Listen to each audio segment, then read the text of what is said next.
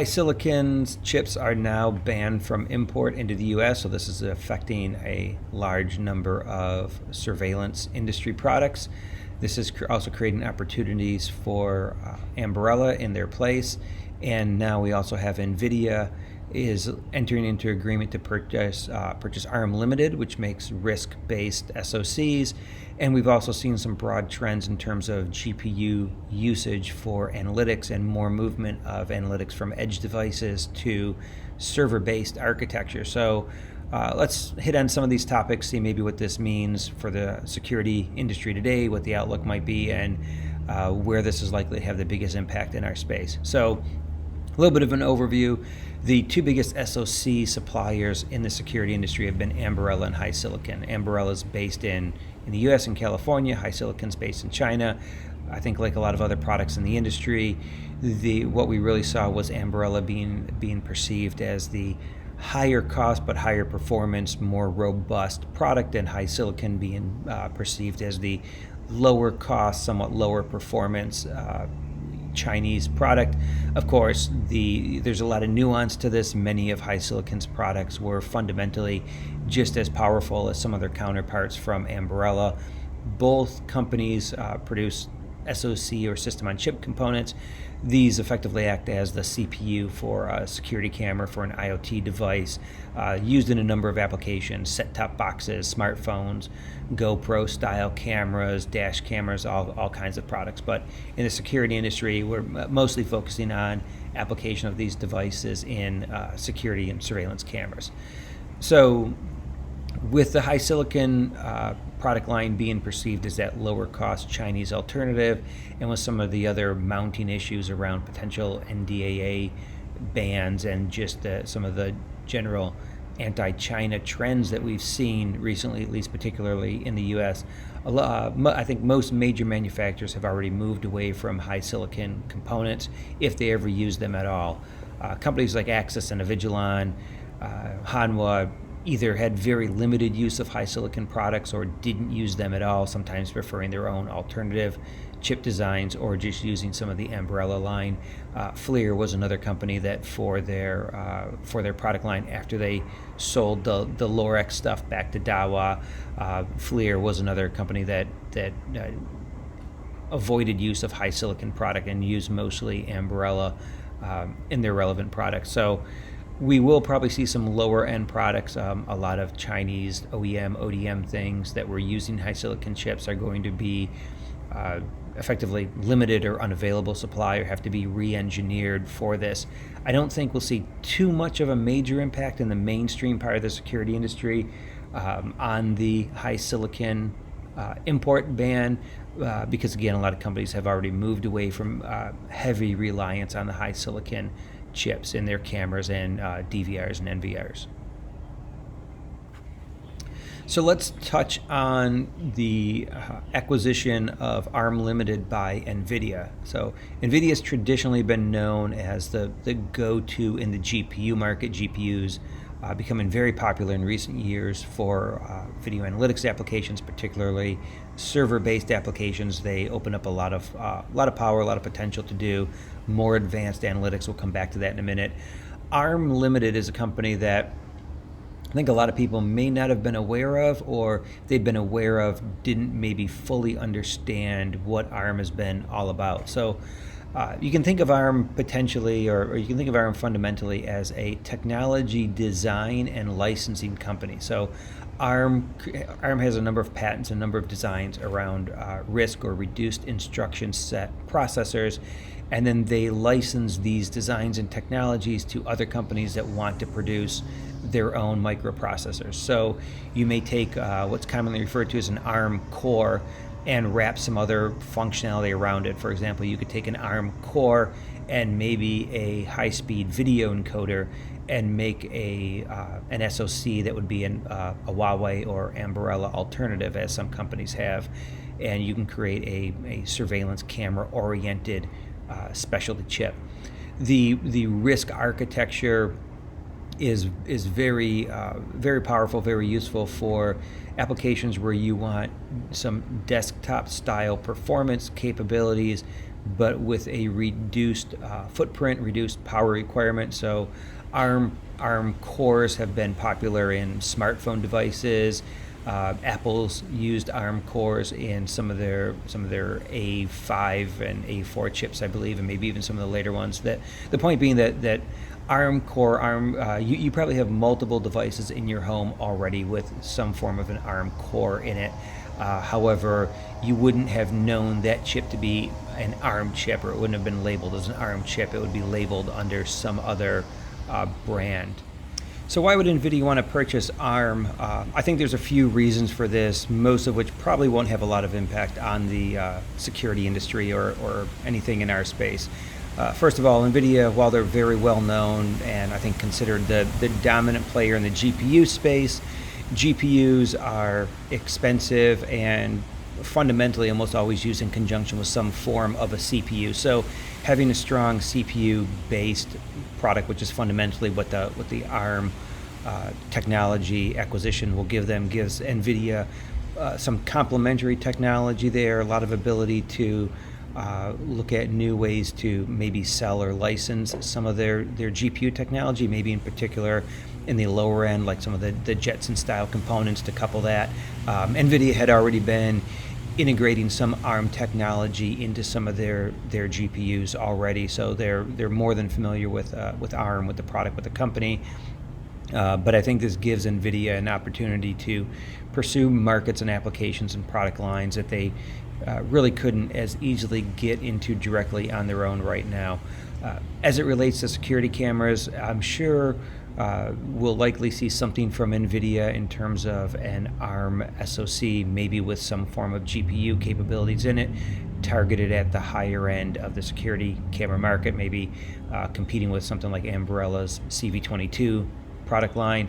But I don't think you'll really see a huge impact from this, primarily because if you've noticed or haven't noticed, we don't really see companies advertising what SOC is in their product, just like we really don't see a lot of advertisement anymore around what imager is in a product.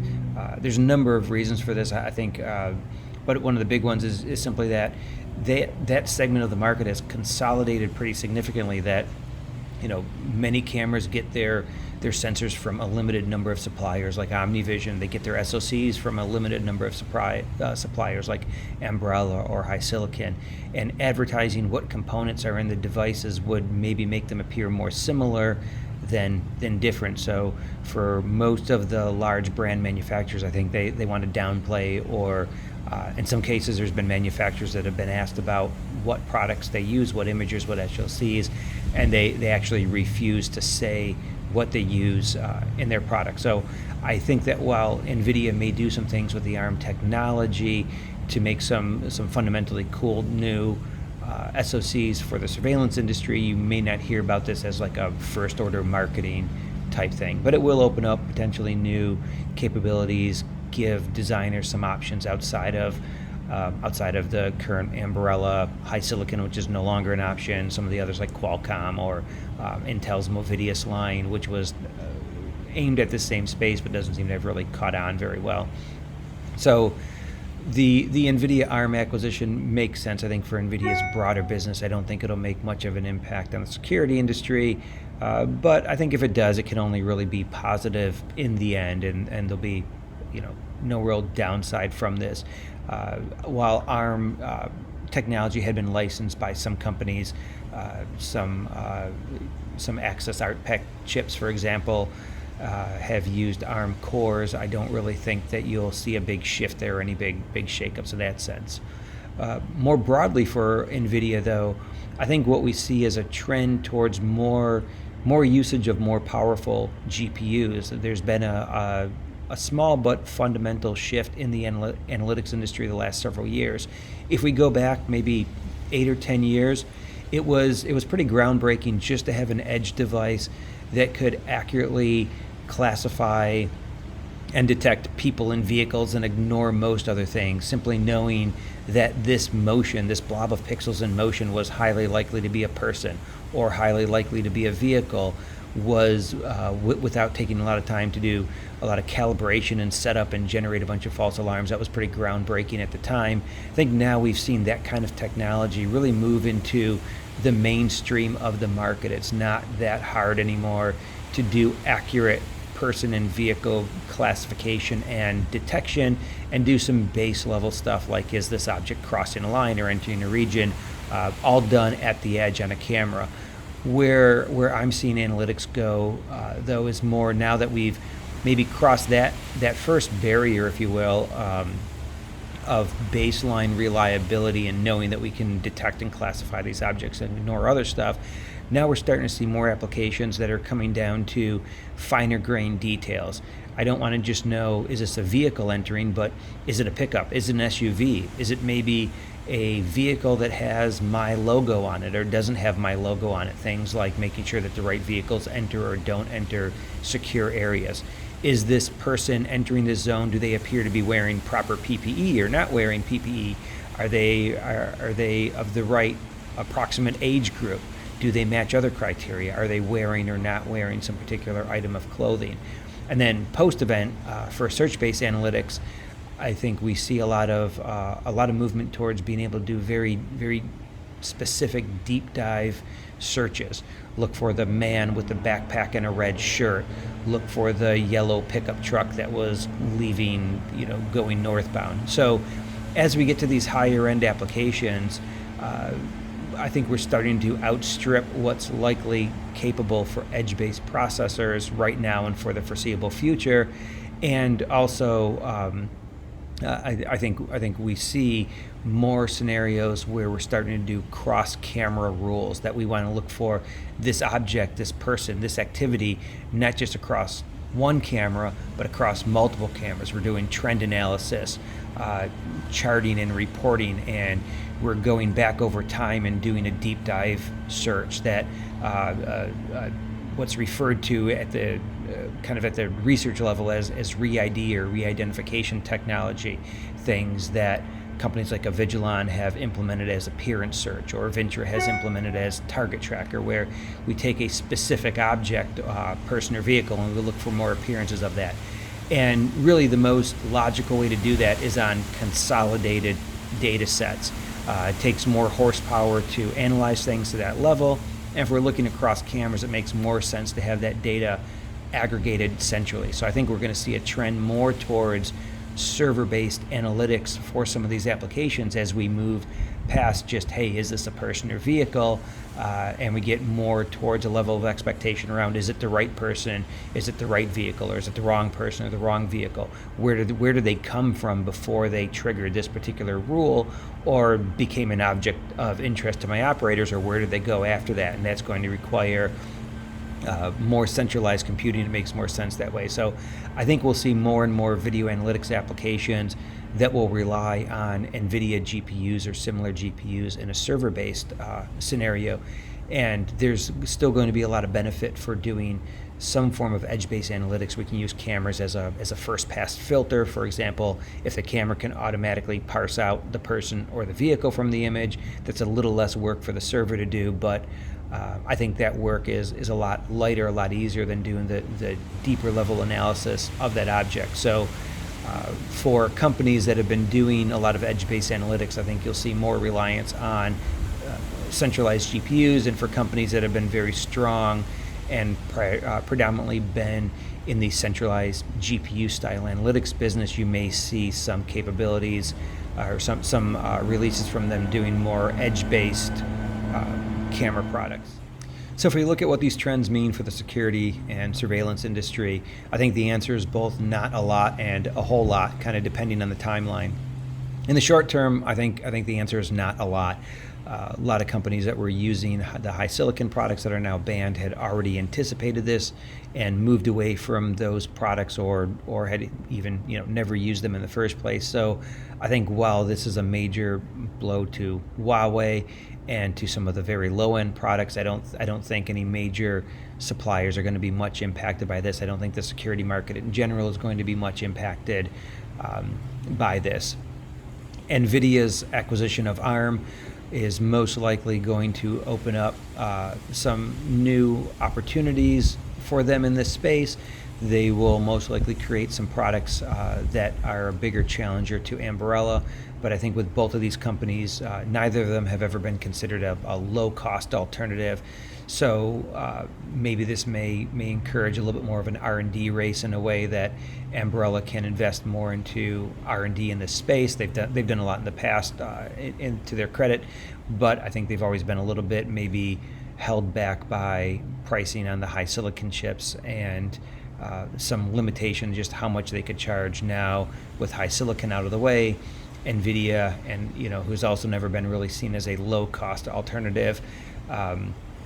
And we're talking about chips that cost a few dollars a piece. So I don't think this is going to have a major impact on the price of any of these components, but may encourage both companies to go a little more head-to-head with R&D and maybe have a little bit more of a stomach to invest in R&D and a little more speculation on creating a next generation of chips with more capabilities, more feature sets that might be specifically targeted at this space. Long term, I think we'll see Nvidia become a little more dominant in the security and surveillance industry. They've been trying to do this for a long time, but I think the timing is now becoming more appropriate for them. There's just more applications for GPUs in general, more understanding of these products, and in some cases GPUs have gotten a little cheaper over recent years or a little more powerful for the money. So there's a lot more we can do with them. They're a little more cost effective, probably still most likely to be utilized in some of the higher end systems, but Nvidia may be able to do things with some things with their legacy GPU technology and some of what they pick up from ARM to create some new SOC style devices for more intelligent edge computing and edge cameras, maybe to help shift some of that load between edge and server and open up new capabilities in that regard. So I think long term you'll see Nvidia become a little more predominant in this space, maybe invest a little bit more into the security and surveillance space, but we most likely won't see these change. You see this heavily reflected in the space for a couple of years. So I think short term of this is mostly business as usual, but these are going to be trends to keep an eye on. And for security manufacturers or very progressive integrators, you might want to keep an eye on what Nvidia does with ARM and what products they create in the space. And similarly, keep an eye on what Ambarella does to potentially counter this and come out with some next generation products in their area. So we'll check back. We'll see what happens with this trend in the future, but that's my perspective on it for now. Hopefully you found this a little bit informative. And as always, I welcome any comments, good or bad, about this. Would love to see more of a discussion and get perspective from others on what they see in terms of trends for GPUs, video analytics, edge compute, and things like that. Thanks again for your time. This is Brian Karras. Cheers.